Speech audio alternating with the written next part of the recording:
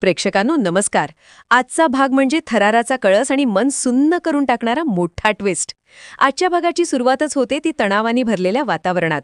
Mummy साहेबांचा संताप, घरातली अस्वस्थता आणि सत्याच्या जीवावर बेतलेली परिस्थिती. इकडे मंजू नर्सच्या वेशात सत्याच्या जवळ असते, त्याची काळजी घेत असते, पण नियतीला काही वेगळंच मंजूर असतं. भारती मावशी आणि हवालदार तिथे पोहोचतात, सहीची चौकशी होते, संशयाची पाल चुकचुकते आणि अचानक तो क्षण येतो, मास्क काढ. आणि बघता बघता सत्य समोर येतं, ही नर्स नाही, हीच नेबलेट मंजू. एक सेकंद शांतता आणि पुढच्याच क्षणी मम्मी साहेबांचा राग ज्वालामुखीसारखा फुटतो. हिच्यामुळेच माझ्या पोराला गोळी लागली असं म्हणत ते मंजूला दोषी ठरवतात.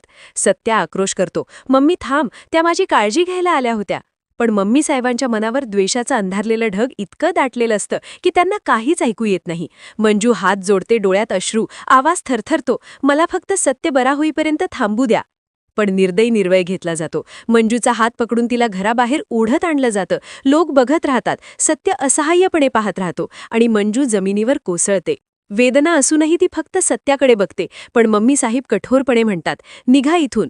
गाडी सुरू होते, भारती मावशी तिला घेऊन जातात आणि सत्य रागात दुःखात घरात निघून जातो.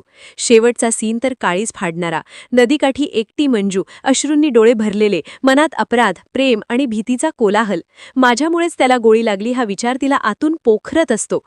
आता प्रश्न एकच आहे, मंजूचं पुढे काय होणार आहे? सत्य तिच्यासाठी उभा राहणार का? मम्मी साहेबांचा राग वितळणार का? की मंजूची परीक्षा अजून वाढणार आहे?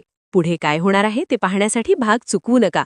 तुमचं मत काय आहे ते कमेंटमध्ये सांगा, लाईक करा, शेअर करा आणि पुढचा थरारक भाग पाहण्यासाठी चॅनलला आत्ताच सबस्क्राईब करा.